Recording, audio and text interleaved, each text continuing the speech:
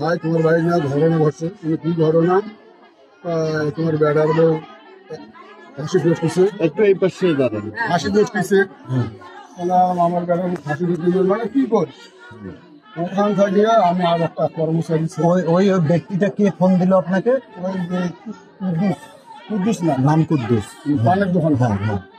আমাকে ফোন দিয়ে আমি বললো, তখন আমি মানে কি করলাম, গাড়িওয়ালা খারাপ আনলাম করি। ওখান থেকে আমি বললাম যে আর কোনো হাল হবে না, আমার অর্ডার ক্যান্সেল হয় হোক, মাসে আমি যাবো না। না দেয় আমি এক ছেলে, আমি 3,40,000 টাকা দেবো। 3,40,000 টাকা দিয়ে ওকে আমি না নিয়ে ফেরত আসি।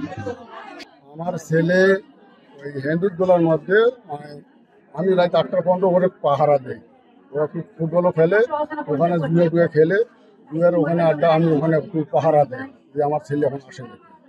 আমি ওকে জিজ্ঞাসা করলাম, বাবা আমার ওর বয়স নেই, আমি আর ব্যবসা বাণিজ্য করে পাবো না, আমার কোমরের সমস্যা, আমার ঠ্যাঙের খুবই আমি সমস্যা, আমি পেশাব পায়খানা ঠিকভাবে বসে করতে পারি না। যে বাবা তুমি তোর পথ তুই যাস, এগুলো কথা শুনতে মানে করতো না।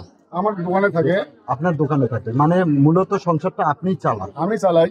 আমার ছেলে মানবন, আমি ওই কালেকশন, আমি পাইকারি ব্যবস্থা। এই নিয়ে কি কোনো দ্বন্দ্ব ছিল? না না, কোনো দ্বন্দ্ব এখানে নাই, কোনো কিছু নেই।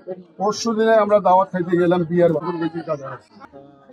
সে আর কি বলতেছে, ভাইয়া ভাইয়া বরব্বা বর্মা, আমার বাবা মাকে বরব্বা বর্মা বলে যে ভাবি নোট কিসে, মানে ফাঁসি নোট কিসে না কি করতেছে সে জানি না।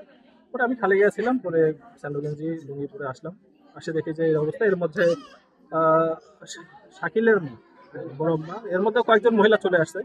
আসে দেখি যে পাশে ওই কর্নারের রুমের চাষিরা আবার গায়ে হাতটা দিয়ে বুকের মধ্যে ইয়া করতেছে যে জীবন আছে কিনা বা এরকম একটা বিষয়। পরে বলতেছে আছে আছে, আপনি তাড়াতাড়ি কেটে দেন, আমরা নিয়ে যাবো। পরে যেহেতু জীবন বাঁচা ফরজ, সে মেয়ে হোক আর ছেলে হোক, পরে ওটা না দেখে আমরা মূলত ওই ইয়াটা ওনার কেটে দিয়ে আমরা এর মধ্যে 999-এ ফোন দিছি। ফর্মালিটিস মেনটেন করতে করতে তো দেরি হয়ে যায়। পরে আমাদের এখানে মালিকুল নামে ছোট ভাই আসছে, ওর অটো আছে, আমরা অটোতে করে ইয়াতে নিয়ে গেছি। আপনি যখন লাশটাকে দেখলেন মানে তখন ঝুলানো অবস্থায় ছিল? ঝুলানো অবস্থা। পা কি নিচে ছিল? পা বলতে গ্যাপ ছিল, গলায় তো ওইভাবে খেয়াল করিনি আসলে দাগটা আছে কিনা, কারণ ওই সময় ইয়া করা হয় না, যেহেতু ঝুলে আছে অত কিছু খেয়াল করার সময় থাকে না। যেহেতু আমরা আগে তাকে মেডিকেল নেওয়ার চিন্তা ভাবনা করতেছিলাম, সে আমরা ঝুলাই পাইছি।